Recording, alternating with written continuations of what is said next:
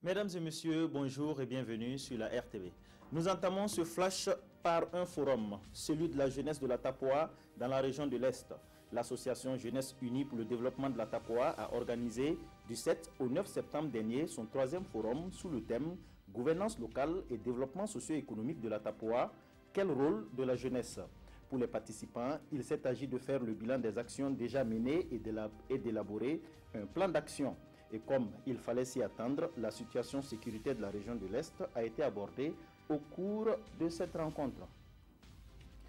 Nous restons toujours dans le registre de rencontres pour parler cette fois de la conférence publique organisée par l'association Jeunesse Espoir d'Afrique à Gawa. Cette conférence, tenue à l'occasion des journées de découverte touristique et de promotion touristique, a eu pour thème Jeunesse et promotion du tourisme au Burkina Faso. Le Fonds de développement touristique a fait l'objet d'une présentation au cours de ces échanges.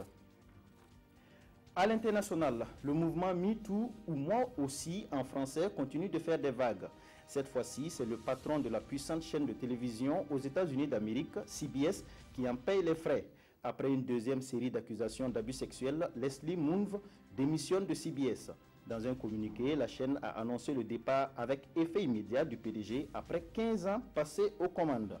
CBS a également annoncé qu'elle allait donner 20 millions de dollars à une ou plusieurs associations soutenant le mouvement MeToo et l'égalité des femmes au travail. Bataille contre le dernier grand bastion des rebelles en Syrie. C'est à coups de missiles et de barils d'explosifs que le régime syrien et ses alliés russes ont bombardé tout le week-end la province rebelle d'Idlib. Des hélicoptères de Damas ont lâché plus de 60 barils d'explosifs sur une localité au sud de la province. Les bombardiers russes, quant à eux, ont effectué près de 70 frappes sur la province en 48 heures.